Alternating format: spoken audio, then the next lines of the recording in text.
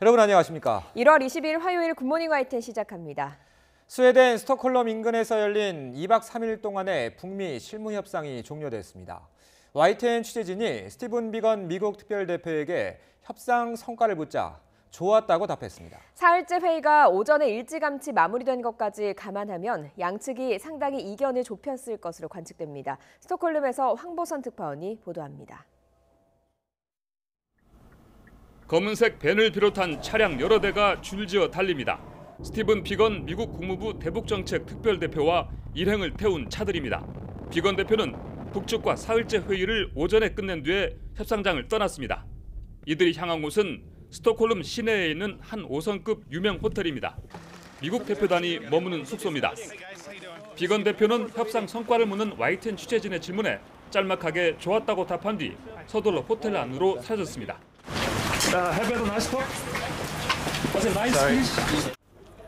비건 대표의 함구에도 불구하고 사흘째 실무 협상이 일찍 마무리된 점으로 미뤄 미국과 북한이 협상에 상당한 성과를 거뒀을 것으로 보입니다. 양측은 그간 스톡홀름 외곽의 산속에 있는 한 휴양시설에서 철저한 보안 속에 합숙하면서 회의를 이어왔습니다. 다음 달 말에 열릴 2차 북미 정상회담에서 비핵화 조치와 상응 조치를 어떻게 주고받을지가 집중적으로 조율된 것으로 전해졌습니다. 이 과정에 이도훈 외교부 한반도 평화교섭 본부장이 이끄는 한국 대표단이 합류해 적극적인 중재 역할을 맡아왔습니다. 이번 협상에 참여한 3국 대표단은 산속 협상장에서 나왔지만은 귀국 일정상 스톡홀름 시내에서 이들 사이에 추가 논의가 이루어질 가능성도 배제할 수 없습니다. 스톡홀름에서 YTN 황보선입니다. 강경화 외교부 장관과 마이크 폼페이오 미 국무부 장관이 남북 북미 간 최근 진행 상황을 공유했다고 미 국무부가 밝혔습니다. 로버트 팔라디노 국무부 부대변인은 미국 시간 21일 보도자료에서 폼페이오 장관과 강 장관이 한미 동맹의 지속적인 힘을 확인했다며 통화 사실을 공개했습니다. 이 보도자료에는 그동안 자주 등장하던 북한이 비핵화될 때까지 압박이 유지돼야 한다는 제재와 압박에 대한 표현은 포함되지 않았습니다. 김영철 북한 노동당 부위원장의 방미와 스웨덴에서의 북미 실무 협상 등 대화가 활발히 진행되는 상황을 고려한 것이라는 분석도 나오고 있습니다. 문재인 대통령은 2차 북미 정상회담을 앞둔 현재 한반도 정세에 대해 두 번 다시 없을 기회라고 평가했습니다. 북핵 문제를 반드시 평화적으로 해결해 우리 경제의 새로운 기회로 삼아야 한다고 강조했습니다. 임성호 기자가 보도합니다. 문재인 대통령이 수석 보좌관 회의에서 다음 달 말 열릴 2차 북미 정상회담에 대한 강한 기대감을 표시했습니다. 지난 주말 있었던 김영철 북한 노동당 부위원장의 방미 결과에 북미 양측 모두 만족한다는 평가를 미국 측이 전해왔다고 밝혔습니다. 스웨덴에서 진행 중인 북미 실무 대화에 우리 측이 참여하는 것도 전망을 밝게 하는 소식이라며 우리는 이번 기회를 반드시 살려야 한다고 강조했습니다. 정전 이후 65년 만에 처음 찾아온 두 번 다시 없을 기회입니다. 반드시 북핵 문제를 평화적으로 해결해야 합니다. 흔들리지 않는 평화를 구축하고 평화를 우리 경제의 기회로 만들어내야 합니다. 이를 위해서는 남북관계를 정치적으로 이용해온 과거의 프레임에서 벗어나 국민과 정치권이 국가적 대의라는 관점에서 힘을 모아달라고 요청했습니다. 한반도 평화 프로세스에 국가와 민족의 미래가 달려있고 그렇기 때문에 우리가 가장 잘 할 수 있다면서 더욱 적극적인 중재 의지를 밝혔습니다. 우리는 구경꾼이 아닙니다. 우리가 여기까지 상황을 함께 이끌어왔습니다. 끝까지 잘 되도록 하는 데 있어서도 우리가 해야 하고 또 할 수 있는 몫이 큽니다. 문 대통령의 상황 인식에는 김영철 북한 노동당 부위원장의 방미 기간에 북한과 미국 사이에 이뤄진 2차 북미 정상회담 준비 논의에 대한 낙관적 전망이 담겨 있습니다. 스웨덴에서 열리는 국제회의에 참석하고 있는 이도훈 외교부 한반도 평화교섭본부장이 스티븐 비건 미 국무부 대북 특별대표에게서 회담 내용을 전달받은 것으로 알려졌습니다. 이곳에서는 이도훈 본부장과 비건 대표, 최선희 북한 외무성 부상의 남북미 3자 대면도 이루어진 것으로 전해졌습니다.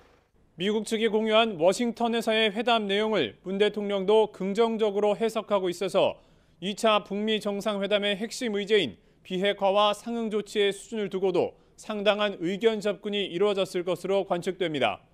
YTN 임성호입니다.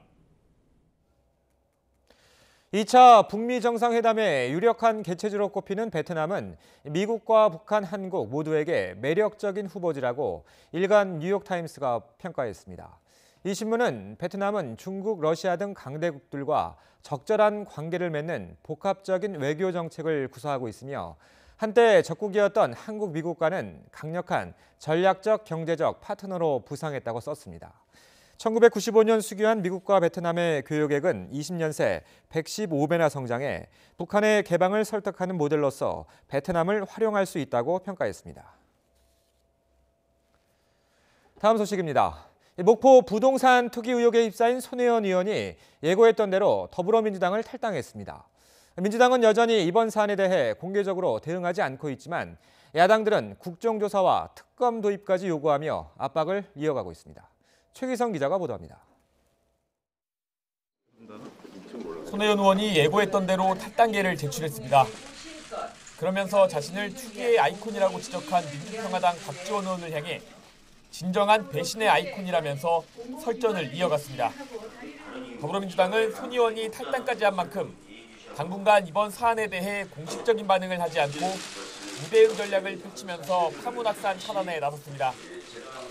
그러면서 국회가 연초부터 정쟁의 장이 돼선 안 된다고 강조했습니다. 국회가 정쟁으로 가서는 안 된다고 생각합니다. 민생을 챙기고 지금 진전되고 있는 남북 관계, 한반도 평화를 위해서 국회가 무엇을 할 것인지. 당 지도부의 이런 움직임과 달리 일부 민주당 의원들의 손 의원을 옹호하는 발언도 잇따르고 있습니다. 관련된 세금도 다 내고 그 정보도 다 공개를 하는 거예요, 공개적으로. 그러니까 이게 차명이라고 보는 일반적인 유형에 비춰보기에는 개념적으로 안 맞는 부분이 있습니다. 하지만 자유한국당을 비롯한 야당은 연일 공세의 고삐를 죄고 있습니다. 손 의원의 탈당은 진실규명에 별다른 의미가 없다고 평가절하하면서 손 의원과 민주당이 당당하다면 특검과 국정조사를 수용하라는 겁니다. 특검과 국정조사를 한번 당당하게 받으실 것은 어떤지 요구합니다. 손혜원 의원에 대한 법적 검토가 끝나는 대로 일단 검찰 고발하고 정권으로부터 독립된 기관의 조사를 받아야 할 것입니다. 국회 상임위 하려고 하는데 상임위에서 제대로 규명이 되겠습니까? 국정조사라도 해서. 민주평화당 역시 이번 투기 의혹을 검찰 조사만으로는 해소하기 어렵다면서 국정조사를 당론으로 채택하며 가세했습니다. 손 의원이 탈당했지만 전국 정세는 더 깊어졌고 1월 임시국회 개점위협 상태는 당분간 이어질 전망입니다. YTN 최기성입니다. 손혜원 의원의 목포 투기 의혹은 이제 검찰 수사로 가려지게 됐습니다. 검찰은 손 의원이 자신의 지위를 남용해 개인적인 이익을 챙기려 했는지 수사할 전망입니다. 권남기 기자입니다. 손혜원 의원은 더불어민주당을 탈당하며 SBS를 검찰에 고소하겠다고 밝혔습니다. SBS를 고발하려고 합니다. 허위사실 유포와 명예훼손과 제가 걸 수 있는 모든 이유를 다 걸어서 여기에 보수단체들의 고발까지 이어지며 검찰은 사건을 남부지검에 배당하고 수사에 착수했습니다. 검찰은 우선 사실관계를 확인할 것으로 보입니다. 손 의원이 국회 문화체육관광위원회 여당 간사로 일하며 문화재 지정 관련 미공개 정보를 얻었는지, 또 다수의 부동산을 사들일 때 이 정보를 이용한 정황이 있는지 파악하는 게 핵심이 될 전망입니다.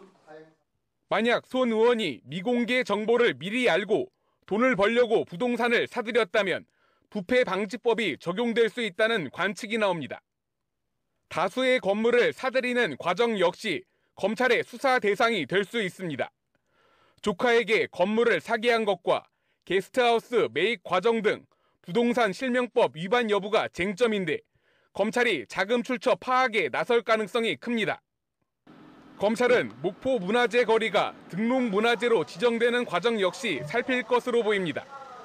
앞서 일부 단체는 손 의원이 문화재청에 압력을 행사했을 수도 있다며 직권남용 혐의로 검찰에 고발장을 제출하기도 했습니다. 손혜원 의원은 이 모든 의혹을 허무맹랑한 주장이라며 거듭 부인해왔습니다. 문화재 지정을 막아야 오히려 이익을 얻을 수 있고 부동산은 자금 출처가 명확하다는 겁니다. 검찰 조사를 통해 그런 사실이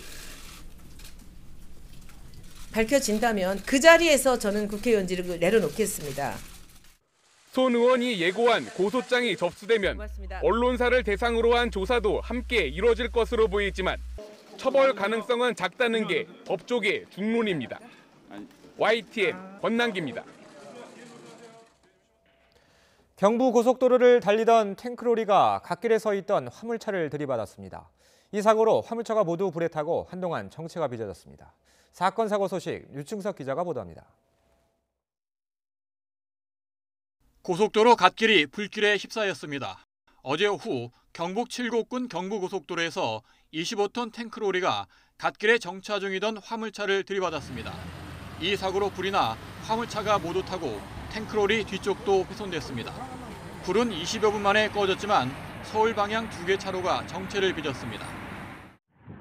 전남 동광양 나들목 인근에서는 목재를 실은 25톤 트레일러가 옆으로 넘어졌습니다. 이 사고로 트레일러 운전자가 경상을 입어 구급차에서 응급조치를 받았습니다. 경찰은 커브길에서 트레일러 화물이 한쪽으로 쏠리며 사고가 난 것으로 보고 있습니다. 청주에서는 빈 건물에서 불이 났습니다. 화재 당시 건물 안에 있던 노숙인이 숨졌고 다른 노숙인 2명도 병원에서 치료받고 있습니다. 경찰은 건물의 전기가 끊긴 상태였다는 주변인 진술을 토대로 실화나 방화 여부를 조사하고 있습니다. 오늘 새벽 경춘국도에서 승용차가 낙석방지 펜스를 들이받았습니다.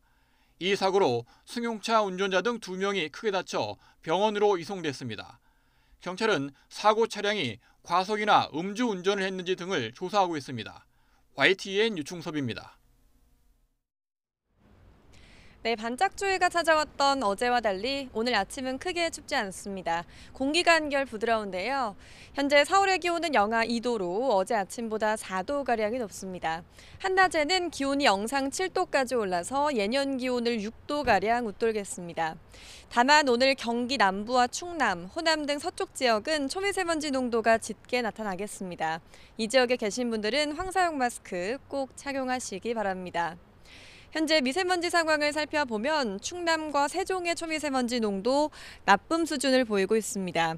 오후부터는 서울 등 서풍을 타고 중국발 스모그가 유입되면서 서쪽 지역의 공기가 탁해지겠고요. 서울과 강원 영서, 충북 지역도 오전과 밤 한때 나쁨 수준을 오르내리는 곳이 있겠습니다. 오늘 아침도 크게 춥지 않습니다. 한파주의보가 발효 중인 경기 북부와 강원 지형을 중심으로만 영하 10도 안팎의 강추위가 찾아왔는데요. 낮에는 온화한 겨울 날씨를 보이겠습니다. 서울 7도, 광주와 부산 11도, 대전 9도로 어제보다 1도에서 5도가량 높겠습니다. 내일 밤부터는 찬 공기가 유입되면서 미세먼지가 해소되겠고요. 목요일인 모레 아침에는 반짝 추위가 찾아오겠습니다. 지금까지 YTN 야외 스튜디오에서 박현실입니다. 청와대 민간인 사찰 의혹 등을 폭로한 김태우 전 수사관이 첫 기자회견을 열었습니다. 자신이 보고한 여권 인사의 비위 의혹을 청와대가 무시했다고 거듭 주장했습니다. 추가 폭로도 예고했습니다. 이경국 기자의 보도입니다. 청와대를 겨냥한 폭로를 이어온 김태우 전 수사관은 기자회견에서 그동안 폭로했던 의혹들을 1시간 넘게 조목조목 설명했습니다. 특히 우윤근 주 러시아 대사가 한 사업가 조카의 포스코 입사 청탁을 대가로 1,000만 원을 받았다는 첩보를 당시 임종석 비서실장에게 보고했지만 묵살당했다고 주장했습니다. 조치는커녕 비서관은 특감 반장을 통하여 저에게 보안을 잘 지키라고 하였고 그로부터 한 달도 되지 않아 우윤근이 러시아 대사로 임명되었습니다. 김 수사관은 청와대의 민간인 사찰 증거라며 지난 2017년부터 1년 동안의 구체적인 첩보 일자와 내용을 일일이 열거했습니다. 또 예산 횡령과 공직자 불법 감찰 의혹을 제기하면서 청와대의 범법 행위를 밝히기 위해 추가 폭로를 검토 중이라고 예고했습니다. 하지만 자신이 지인에 대한 경찰 수사에 개입했다는 의혹에 대해서는 실적 확인을 위해 제한된 정보만을 받았을 뿐이라고 해명했습니다. 지인이 관련된 사건을 제가 묻거나 지인의 이름이나 지인의 회사는 일체 언급한 사실이 없습니다. 앞서 4차례에 걸쳐 김 전 수사관을 참고인 신분으로 소환한 서울 동부지검은 청와대 관계자들의 소환 여부를 고심하고 있습니다. 이와 별도로 청와대의 고발로 수사에 착수한 수원지검은 김 전 수사관을 비밀 누설 혐의로 조만간 소환 조사할 것으로 알려졌습니다. 공익제보냐 비위 공무원의 일탈이냐, 해를 넘겨 이어진 날선 공방은 결국 검찰 수사를 통해 가려질 것으로 보입니다. YTN 이경국입니다. 젊은 빙상인연대와 손혜원 의원이 빙상계 성폭력 추가 피해 사례를 공개했습니다. 또 전명규 한국체대 교수에 대한 강력한 징계도 요구했습니다. 이들은 A코치의 사례를 공개했는데요. A코치는 한 선수에게 훈련 중 자세를 교정해준다는 핑계로 강제로 안거나 입을 맞췄고 이를 거부하자 폭언까지 퍼부었다고 증언했습니다. 젊은 빙상인연대 박지훈 고문 변호사는 조재범 전 코치뿐만 아니라 추가 성폭력 가해자 가운데 상당수도 전명규 교수의 제자들로 확인됐다며 이런 상황에 전 교수가 안식년을 신청했다고 비판했습니다. 또 젊은 빙상인연대는 대한체육회 이기은 회장과 수뇌부의 총사퇴도 촉구했습니다. 침묵하던 전명규 한체대 교수도 입을 열었습니다. 심석희 선수에게 사과했지만 폭행 사실을 몰랐다고 했습니다. 각종 의혹에 대해선 정면으로 반박했습니다. 홍성욱 기자입니다. 먼저 빙상 문제로 국민들에게 아픔을 준 데 대해 고개 숙여 용서를 구합니다. 지난해 국정감사 이후 석 달 만에 모습을 드러낸 전명규 교수. 국민에게 그리고 심석희 선수에게 사과했습니다. 하지만 자신에게 집중된 갖가지 의혹에 대해서는 정면 반박했습니다. 심석희 선수 상습 폭행 피해는 알지 못했고 특히 기자회견 무마 등 사건 은폐 의혹에 대해선 오해였다고 주장했습니다. 실제로 조재범 코치가 석희를 상습적으로 폭행해 왔다는 것도 사실은 저는 몰랐습니다. 빙상계 폭행과 각종 파벌 문제의 배우라고 밝힌 조재범 코치의 옥중 편지에 대해서는 형을 감면받기 위해 거짓으로 쓴 것으로 생각한다고 밝혔습니다. 또 이 부분에 대해서는 경찰 조사를 받았고 수사 결과를 통해 사실이 밝혀질 것이라고 말했습니다. 이기흥 대한체육회장이 조재범 전 코치를 살려주겠다고 말한 것이 사실이냐는 질문에도 오해가 있었다고 말했습니다. 제가 석희에게 회장님이 보고를 잘못 받으신 것 같다. 너 저기에 신경 쓰지 말고 시합에 전념해라 라고 이야기를 한 적이 있습니다. 과거 논란이 됐던 고 노진규 선수 사망 사건. 안현수 선수 기화와도 자신이 관련돼 있다는 의혹에 대해서도 부인했습니다. 젊은 빙상인연대의 주장에 대해 전명규 교수가 정면으로 반박하면서 앞으로 진실을 둘러싼 치열한 갈등이 예상됩니다. YTN 홍서옥입니다. 사법농단 의혹의 정점에 있는 양승태 전 대법원장의 구속 여부가 이르면 내일 결정됩니다. 서울중앙지방법원은 내일 오전 10시 반 직권남용과 직무유기 등의 혐의를 받는 양 전 대법원장의 구속 전 피의자 신문을 열기로 했습니다. 양 전 대법원장의 구속 여부에 대한 심리는 검찰 출신의 사법연수원 27기 명재권 영장전담 부장판사가 맡게 됐습니다.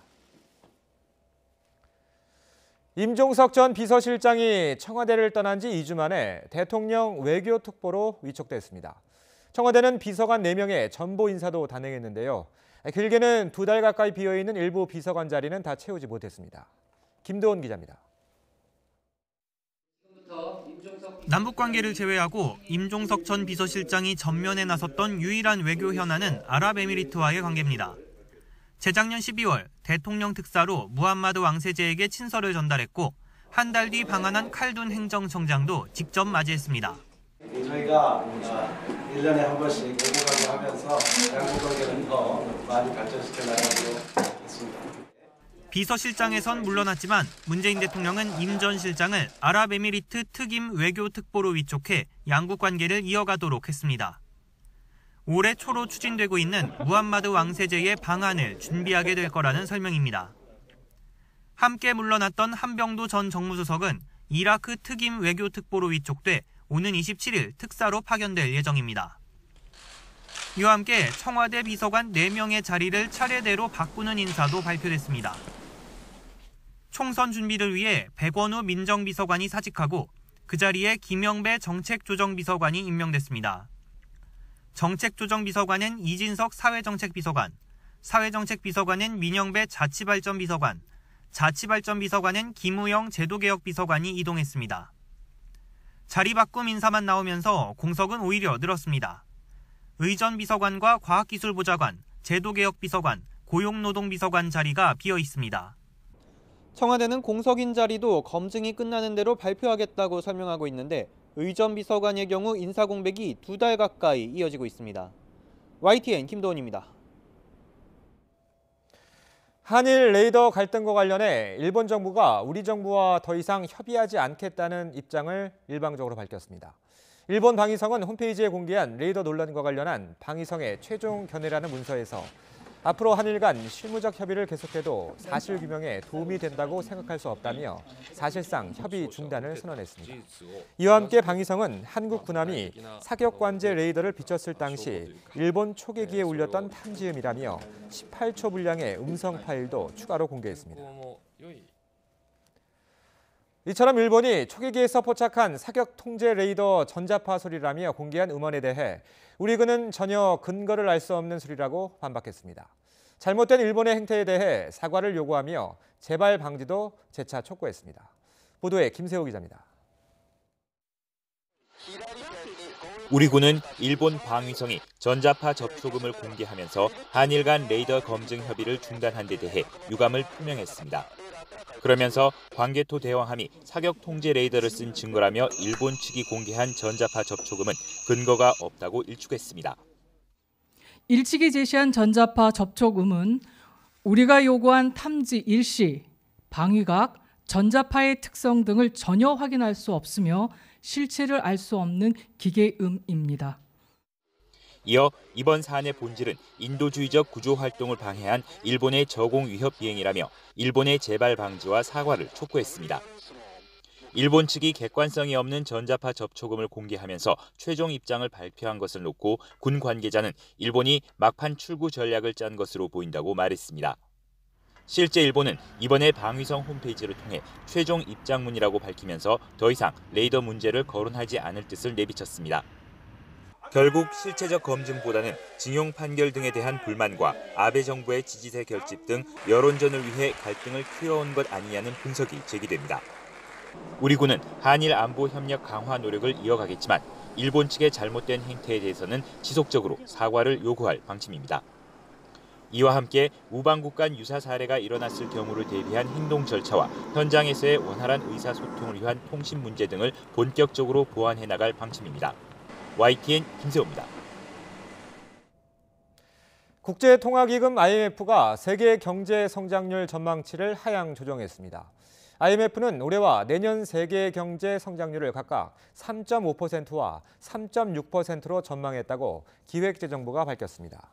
이는 지난해 10월에 전망했을 때보다 각각 0.2%포인트와 0.1%포인트씩 내린 수치입니다. IMF는 무역 환경의 긴장이 계속되는 점과 이른바 노딜 브렉시트, 그리고 중국 경기가 예상보다 더 둔화할 가능성이 남아있는 것이 경기 하방 위험을 높이고 있다고 분석했습니다. 선진국을 보면 미국의 올해 성장률이 2.5%로 이전과 똑같이 유지된 가운데 독일은 유로존 불안으로 기존 1.9%에서 1.6%로 하향 조정됐고 일본은 재정 지출 확대를 반영해 기존 0.9%에서 1.1%로 상향 조정됐습니다. 대구, 경기에 이어 서울, 전남에서도 홍역 환자가 발생한 사실이 YTN 취재 결과 확인됐습니다. 확진 환자는 총 30명으로 늘어나면서 홍역이 번지는 추세로 보이는데요. 하지만 보건당국은 추가로 발생한 사실을 알리지 않았습니다. 김정회 기자의 단독 보도입니다.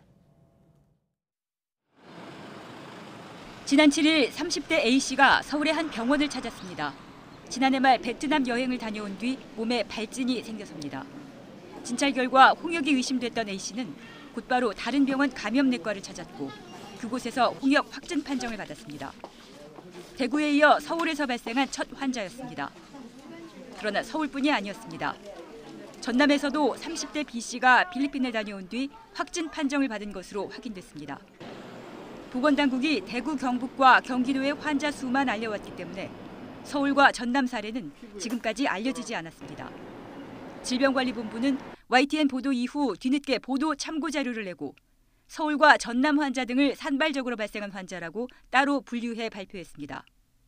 그러면서 서울과 전남의 경우 2명 이상 집단 발병 사례가 아니어서 이번 홍역 유행 사례에 해당하지 않는다고 설명했습니다. 아직 옆으로 확산되지 않았기 때문에 이런 것들은 산발 사례라고 하고요. 산발 사례에 대해서는 각 지자체가 대응하고 모니터링하고 있고 산발 사례에 대해서 질병관리본부에서 일괄적으로 발표를 하거나 집계를 하지는 않습니다. 하지만 납득하기 어렵습니다. 실제로 지난 11일 시흥에서 생후 8개월 된 영아가 확진 판정을 받은 이후 주말까지 인근 안산에서 8명이 홍역에 감염됐고 1명의 환자가 더 나왔습니다. 안산 환자 가운데 일부는 시흥 환자와 접촉해 감염된 것으로 확인됐습니다. 그만큼 전염력이 강해 민관 협력과 정보 공유가 필수적인데 보건당국이 한 명 발병은 유행에 해당하지 않는다고 설명하는 건 사태 악화를 자초하고 있다는 지적입니다. 지난해 12월 대구를 시작으로 확인된 홍역 환자 수는 총 30명입니다. 유행 지역인 대구, 경북과 경기도 시흥, 안산이 각각 17명과 10명이고 서울, 경기, 안양, 전남 각 1명씩입니다.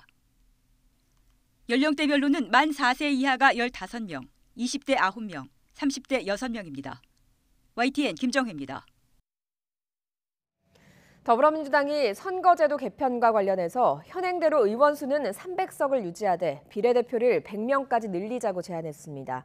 그만큼 지역구 의원 수가 줄어들 수밖에 없는데요. 야당들은 현실성 없는 안이라며 즉각 반발했습니다. 염혜영 기자의 보도입니다. 선거제도 개혁에 소극적이라는 비판을 받아온 더불어민주당이 의원총회를 통해 의원 정족수를 늘리지 않기로 결정했습니다. 정치권에 대한 불신이 강한 국민 정서를 감안해 의원 수는 현행대로 300석을 유지하기로 한 겁니다. 대신 현재 47명인 비례대표를 100명까지 늘리고 지역구 의원은 200명으로 줄이자고 제안했습니다. 이른바 연동형 비례대표제는 도입은 하되 전국 단위가 아닌 번역별을 선택했습니다. 이렇게 하면 지역구가 사라진 기존 의원들의 반발을 조금은 누그러뜨릴 수 있다고 내다봤습니다. 정치 인생이 여기서 이제 중단되면 아마 결사항전을 할 수도 있다. 반발이 심할 수도 있다는 건데 지역구가 줄어들더라도 권역별 비례에 출마할 수 있는 길이 열리기 때문에. 하지만 야당들의 반응은 싸늘합니다. 전체 의원 수를 늘리는 것에 반대해온 자유한국당은 지역구를 줄이는 것 역시 현실성이 없다고 비판했습니다. 새로울 것이 전혀 없는 협상의 반복이라고 생각합니다. 지역구를 200석으로 줄이겠다는 것은 실현 가능성이 전혀 없는 안을 위한 안이라고 생각합니다. 다른 야당들도 별반 차이가 없습니다. 특히 독일식 연동형 비례대표제 도입에 반대한 것을 두고 기득권 유지를 위한 꼼수라고 날을 세웠습니다. 민심 그대로 연동형 비례대표제를 적용해야지 기득권 유지를 위해 물타기 해서는 안 됩니다. 선거구 획정위원회가 다음 달 15일까지 기준을 마련해달라며 독촉에 나선 가운데 정개특위 위원장인 정의당 심상정 의원은 이제는 각 당 지도부가 정치적 결단을 하라고 촉구했습니다. 다음 주에는 5당 원내대표 합의를 책임 있게 실현하기 위한 정치협상이 병행 추진되어야 한다고 봅니다. 어렵사리 여당이 자체안을 내놨지만 정당별로 세부 규정을 놓고 이해관계가 극명하게 엇갈리면서 선거제도 개혁에 대한 접점을 찾기가 쉽지 않을 것이라는 전망이 우세합니다. YTN 염혜원입니다. 더불어민주당과 정부 청와대가 설 물가와 임금 체불 해결, 민생 안정 대책 등을 논의하기 위한 고위 당정적 회의를 엽니다. 오늘 오전 국회에서 열리는 이번 회의에선 2월 임시국회에서 중점 법안을 처리하는 방안 등도 논의될 것으로 보입니다. 민주당에서는 이해찬 대표와 홍영표 원내대표, 정부에서는 이낙연 국무총리와 홍남기 경제부총리, 청와대에서는 김수현 정책실장과 강기정 정무수석 등이 참석합니다. 민주당과 정부, 택시업계, 카카오 모빌리티는 오늘 국회에서 택시카풀 사회적 대타협기구 출범식을 엽니다. 오늘 출범식에는 민주당 홍영표 원내대표와 전현희 택시카풀 TF위원장, 김현미 국토교통부 장관, 택시 4개 단체장, 정주환 카카오 모빌리티 대표 등이 참석해서 택시 산업 발전과 카풀 서비스 도입에 대해서 논의합니다. 민주당은 특히 사회적 대타협기구에서 택시업계 월급제 도입과 최저임금 확보 등 택시업계 처우 개선에 대해서 집중적으로 논의할 방침입니다.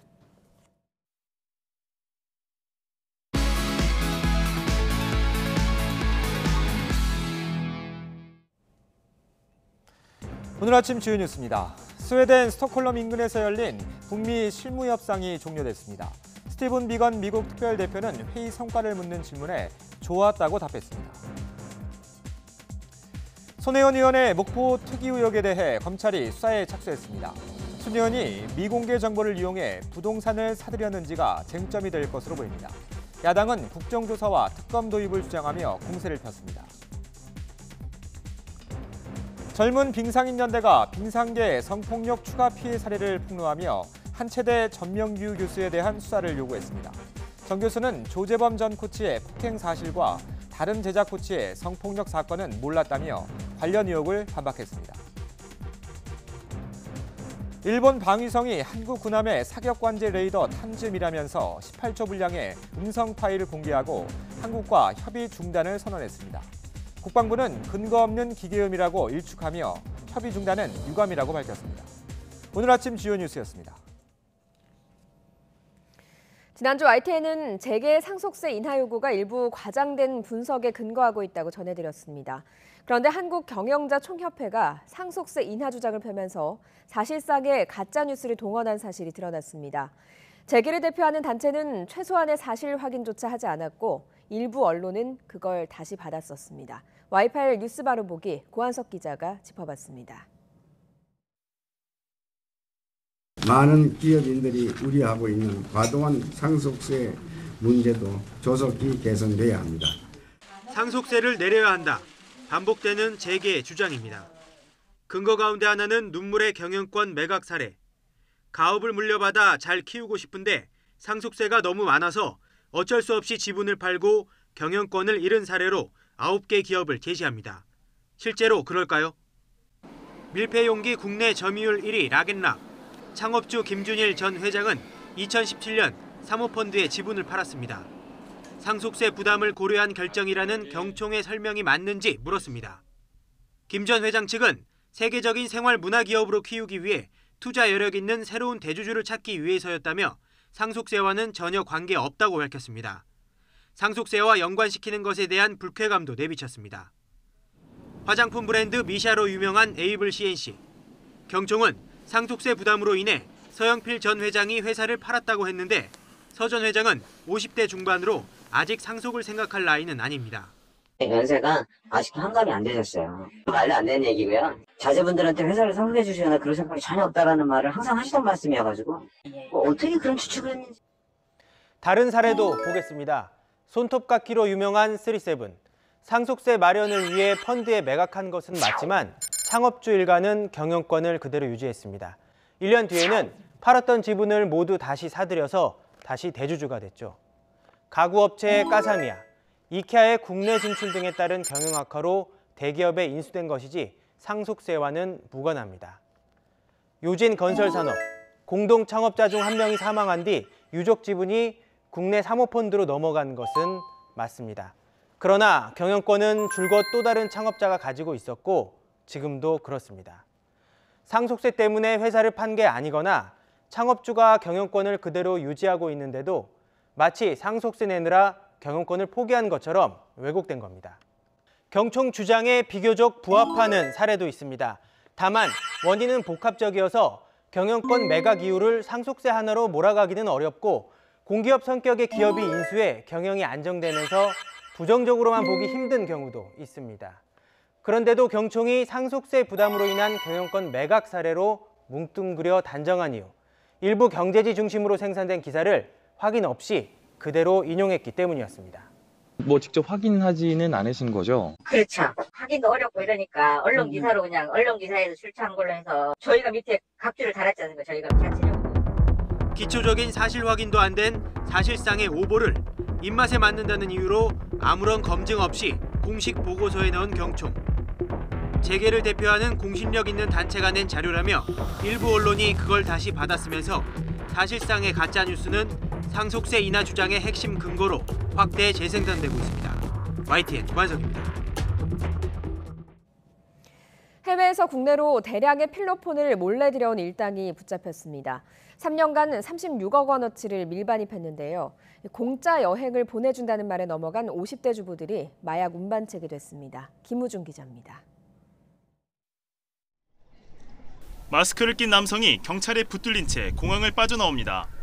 이 남성은 필로폰 유통 해외 공급 총책으로 알려진 58살 한모 씨.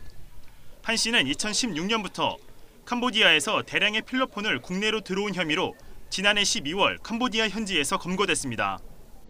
구속 인원은 해외 밀반입책 2명, 국내 판매책 5명, 밀반입책 1명, 나머지 6명은 투약자입니다. 한 씨 일당은 SNS 등 인터넷을 통해 필로폰을 판매하고 국내로 밀반입하는 수법으로 필로폰을 전국으로 유통했습니다. 이들은 경찰 의심을 피하고자 필로폰 운반책으로 주로 50대 주부들을 이용했습니다. 직업이 없거나 생활이 어려운 주부들을 상대로 공짜 캄보디아 여행을 보내준다면서 유혹했습니다. 여행 마지막 날에 필로폰을 속옷에 넣어 국내로 옮겨주면 수수료로 300만 원을 지급하겠다는 식입니다. 그렇게 공짜 여행 유혹에 넘어가 마약 운반책이 된 50대 주부들은 12명. 이들이 3년간 국내로 들여온 필로폰 양만 6kg, 36억 원치 규모에 달합니다. 2박 3일 캄보디아 내 명승지 관광과 수수료 300만 원을 수수하고 호텔 방 안에서 포장된 필로폰을 속옷에 숨겨 국내로 들여왔습니다. 경찰은 캄보디아 현지의 필로폰 공급책을 추적하면서 피해자들이 추가로 밀반입한 필로폰은 없는지 여부도 조사하고 있습니다. YTN 김우준입니다. 어획량이 줄어들며 귀한 몸이 돼 금징어라고도 불렸던 오징어가 최근 동해안에서 많이 잡히고 있습니다. 그런데 새끼 오징어까지 무분별하게 싹쓸이하면서 씨가 마른 명태의 전철을 밟는 것이 아니냐는 우려가 커지고 있습니다. 송세혁 기자가 취재했습니다. 이른 새벽 강릉 주문지랑 오징어를 가득 싣고 돌아온 배들로 북적입니다. 경매가 시작되고 자, 18호 1등. 자, 32,600원에 10개. 싱싱한 오징어는 전국 각지로 팔려나갑니다. 최근 2주 동안 동해안에서 잡힌 오징어는 743톤으로 지난해보다 4배 가까이 늘었습니다. 동해 연안 수온이 높게 유지돼 오징어 어장이 폭넓게 형성됐기 때문입니다. 2,000마리, 3,000마리 하루에요. 하루에. 그런데 위판장에 올라온 오징어 절반 이상은 몸 길이가 20cm 이하인 새끼 오징어, 이른바 총알 오징어입니다. 어획량이 줄면서 귀한 몸이 되자 새끼 오징어까지 시장에 풀린 겁니다. 1990년대 25만 톤에 달했던 국내 오징어 어획량은 갈수록 줄면서 지난 2017년 8만 톤까지 뚝 떨어졌습니다. 북한 수역에서 싹쓸이 조업하는 중국 어선과 기후변화 등이 원인으로 지목됩니다. 문제는 지금부터입니다. 새끼 오징어까지 무분별하게 잡다 보면 명태처럼 멸종위기에 처할 수 있습니다. 명태는 지난 1971년 새끼 명태인 노가리 포획이 허용되면서 결국 씨가 말랐습니다. 오징어는 20cm 이상으로 성장해야 산란을 할 수 있는데 이보다 작은 크기를 대량으로 어획하게 되면 자원 감소의 직접적인 원인이 될 수 있습니다. 논란이 되자 해양수산부는 오징어 포획 금지 크기를 기존 12cm에서 19cm 이하로 늘리는 방안을 검토하기로 했습니다. YTN 송세혁입니다. 세계 최대 인터넷 동영상 서비스 기업인 넷플릭스가 어제 자체 제작 드라마인 킹덤 제작 발표회를 열었습니다. 블록버스터 영화를 방불케 하는 대대적인 홍보전을 폈는데요. 취재 열기도 뜨거웠습니다. 최두희 기자가 다녀왔습니다. 넷플릭스의 첫 오리지널 한국 드라마이자 조선시대 좀비물인 킹덤 제작 발표회장입니다. 전 세계 동시 공개를 나흘 앞두고 대작 영화처럼 기자들을 불러 모은 겁니다. 한옥세트가 영화 촬영장을 방불케 했는데 좀비 분장의 연기자들까지 등장해 곳곳에서 비명도 터져나왔습니다. 취재기자 200여 명 중 홍콩, 태국 등의 외신 기자도 40여 명 참석해 뜨거운 취재 열기를 보였습니다. 회당 제작비만 20억 원 수준으로 알려진 넷플릭스 기대작으로 일찌감치 화제를 모은 데다 시즌2 제작까지 예고했기 때문입니다. 우리나라 고유의 아름다움과 거대한 이야기, 서사에 외국의 서양의 소재를 접목시켜서 많은 분들이 공감할 수 있는, 열광할 수 있는 그런 이야기를 탄생시킨 점. 제작진은 지상파에서는 할 수 없는 작품이라고 생각했다는 속내도 털어놨습니다. 공중파 드라마에서는 거의 불가능할 거라고 생각을 했거든요. 그러니까 일단 아무리 10시, 11시에 방송이라고 하더라도 15세, 12세의 어떤 그런 나이 제한이 있기 때문에 그 표현을 한다는 거에 대해서 약간 좀 제한이 되게 많다고 생각을 했었는데 전문가들은 이 드라마의 성공 여부가 넷플릭스의 한국 콘텐츠 투자 확대 여부를 좌우하는 가늠자가 될 것으로 예측합니다. 투자가 확대될 가능성은 높아 보이지만 1차적으로는 자기네 플랫폼에서 그 글로벌 이용자분들께 한국 콘텐츠에 대한 선호도라든지 이용이 어떤 식의 반응을 보이는가, 이런 부분이 우선 단기적으로 첫 번째 관건이다라고 저는 생각합니다. 공개 전부터 넷플릭스의 자신감이 엿보인 이 드라마가 앞으로 어떤 성적을 거둘지에 관심이 쏠립니다. YTN 최두입니다. 여자농구 1, 2위 격돌에서 KB가 우리은행을 꺾고 8연승하면서 공동 선두로 올라섰습니다. KB는 아산 원정 경기에서 박지수가 21점을, 강하정이 20점을 넣어 79대 71로 이겼습니다. KB는 3라운드부터 우리은행의 3연승을 거두면서 상대 전적 3승 2패로 앞섰습니다.